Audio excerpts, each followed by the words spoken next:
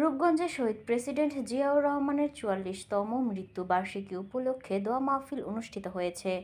নারায়ণগঞ্জ জেলা প্রতিনিধি মোহাম্মদ শরীফ চৌধুরী জানান, কুরআন খতম ও দোয়া মোনাজাতের মধ্য দিয়ে মৃত্যুবার্ষিকী পালন করা হয়।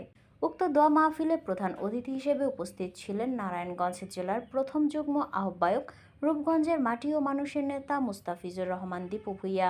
বিশেষ অতিথি হিসেবে উপস্থিত ছিলেন নারায়ণগঞ্জ জেলার বিএনপি সাবেক সাধারণ সম্পাদক গোলাম ফারুক খোকন ও রূপগঞ্জ উপজেলা বিএনপির সভাপতি অ্যাডভোকেট মাহফুজুর রহমান হুমায়ুন। এ সময় আরও উপস্থিত ছিলেন রূপগঞ্জ থানা বিএনপি সাধারণ সম্পাদক বাশির উদ্দিন বাচ্চু, তারাবো পৌরসভা সভাপতি তাসরিক ওসমান, সাধারণ সম্পাদক পিন্টু, কায়েতপাড়া ইউনিয়ন পরিষদের সাধারণ সম্পাদক সাবেক স্বর্ণপদক প্রাপ্ত চেয়ারম্যান অ্যাডভোকেট গোলজার হোসেন।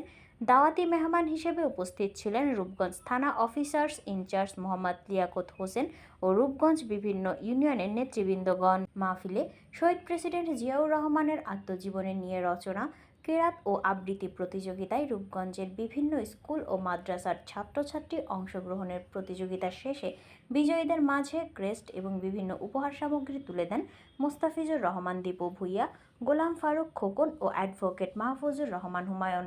এরপর সবাইকে দুপুরের ভোজনের মধ্য দিয়ে অনুষ্ঠানের সমাপ্তি ঘোষণা করা হয়।